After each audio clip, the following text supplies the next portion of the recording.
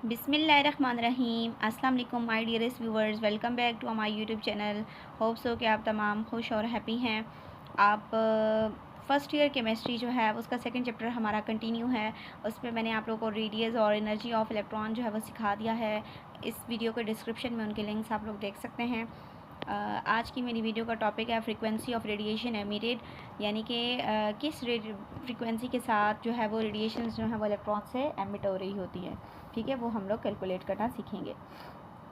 When an electron jumps from higher energy level to lower energy level, जब higher energy से lower energy की तरफ electron jump करते हैं तो डेफिनेट अमाउंट ऑफ एनर्जी जो है वो एमिटेड होती है, यानी कि उसमें से रिलीज़ होती है। जाहिर सी बात है, जब कोई भी काम एक पर्सन कर रहा होता है तो उसकी भी एनर्जी रिलीज़ होती है। वो मतलब कि अपनी फोर्स लगाता है और अपनी एनर्जी को लॉस करता है। इसी तरीके से एक इलेक्ट्रॉन भी जब हायर से लोअर में जाते हैं, यानी कि एक काम परफॉर्म किया उन्होंने, तो वो अपनी एनर्जी को लॉस करेंगे।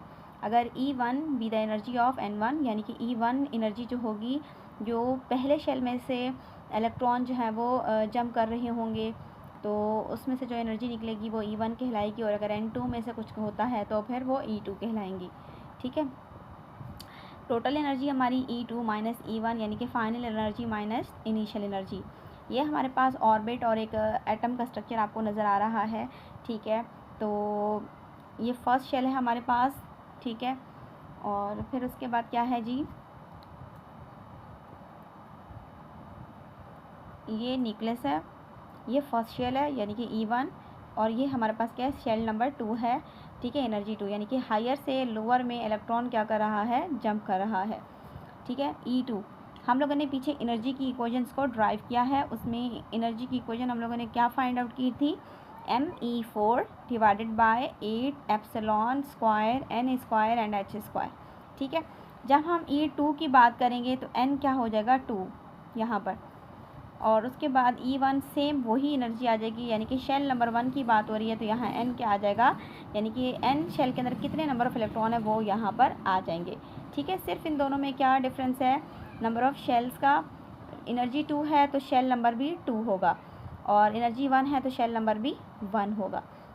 फिर हम लोग क्या करेंगे, टोटल एनर्जी के अंदर E2 माइनस E1 फार्मूलाज के अंदर E2 की वैल्यू पुट कर देंगे और E1 की वैल्यू पुट कर देंगे। कर दी, माइनस माइनस क्या हो जाएंगे, प्लस हो जाएंगे। बाकी ये माइनस एज इट इज़ आ जाएगा।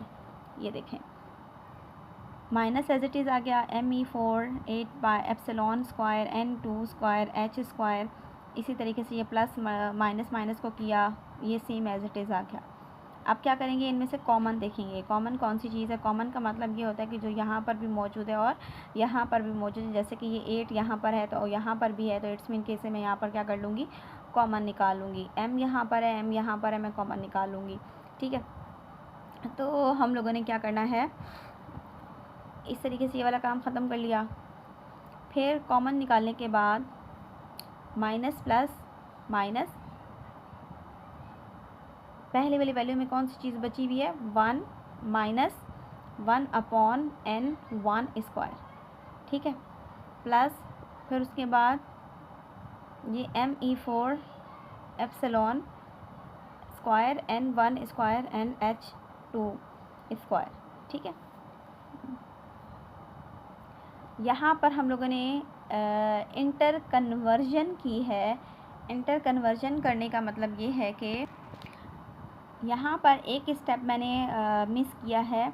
जैसे कि आप देख रहे हैं कि कॉमन लेने के बाद फर्स्ट इक्वेशन को हम लोग देखते हैं कि इसमें जो चीज़ें रिमेनिंग रह गई हैं वो हम यहाँ पर पुट करते हैं। जैसे कि हम लोगों ने यहाँ इक्वेशन लिख ली थी और मैंने डायरेक्ट मल्टीप्लाई करके लिखा हुआ है, तो आप लोग क्या करेंगे, माइनस प्लस वाली चीज़ को पहले लिखेंगे और माइनस वाली चीज़ को क्या कर लेंगे, बाद में लिख लेंगे। इसी स्टेप को आप लोगों ने इंटरचेंज करना है। इस वैल्यू को पहले लिख लें, इसको क्या कर लें, बाद में लिख लें। जब इस वैल्यू को आप पहले लिखेंगे तो इस इक्वेशन में कौन सी चीज़ रह जाएगी, 1 अपॉन N1 2, ये चीज़ पहले रह जाएगी। और फिर बाकी दूसरी को इस इक्वेशन के अकॉर्डिंग जब ये आप यहाँ लिखेंगे, यानी कि यहाँ पर क्या होगा, एक स्टेप आपने ऐड 1 मोर स्टेप, जिसमें आपको क्या करना होगा, इस वैल्यू को इस साइड पे लिखना है, इस वैल्यू को इस साइड पे लिखना है। यहाँ पर ये दूसरी इक्वेशन आ जाएगी। ठीक है, फिर आप लोगों ने कॉमन लेकर ये वाला स्टेप करना है, फिर बिल्कुल सही आएगा।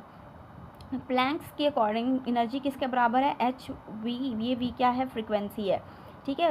ये v क्या होता है, वेलोसिटी होता है। ये थोड़ा सा टेढ़ा है, इसकी आप मतलब कि राइटिंग स्टाइल में चेक कर ले, जो इस तरह के थोड़ा सा मतलब टेढ़ा मेढ़ा लिखा हुआ वो फ्रीक्वेंसी है। डेल्टा इज इक्वल टू, बाकी एज इट इज़ यही आ गया। आप लोगों ने ये चीज़ मेंशन कर ली।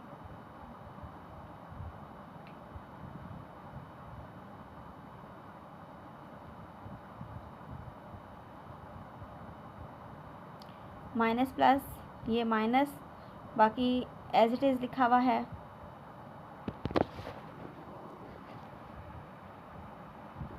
ये देखें, यहाँ पर मैंने N2 जो है वो नहीं लिखा हुआ था, वो N2 लिखेंगे। यहाँ पर भी मैंने N2 नहीं लिखा, कर लेंगे। और फिर उसके बाद आपने क्या करना है, ये देखिए ये हमारी इक्वेशन जो है वो ड्राइव हो चुकी है। कुछ भी ऐसा नहीं है जो कि हम लोगों ने वो किया हो। यहाँ मैंने 2 की मिस्टेक की हुई थी, 2 ऐड कर दिया मैंने। बाकी ये है कि डेल्टा ई की जगह पर मैंने एच वी को पुट कर दिया।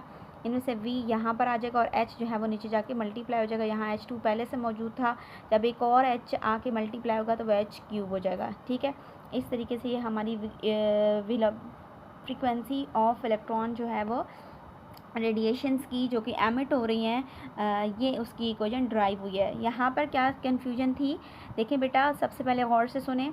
डेल्टा ई जो था हम लोगों ने क्या किया, सेम इक्वेशन E1 और E2 की पुट कर ली, E2 की और E1 की। फिर आपने एक और स्टेप करना है जिसमें E1 को आपने पहले लिखना है, E2 को आपने बाद में लिखना है। लिखने के बाद फिर आपने ये कॉमन फाइंड आउट किया। फिर जब ये E1 की इक्वेशन पहले लिखी हुई होगी तो यहाँ पर N1 आ जाएगा, जब E2 बाद में लिखी हुई होगी तो यहाँ पर N2 आ जाएगा।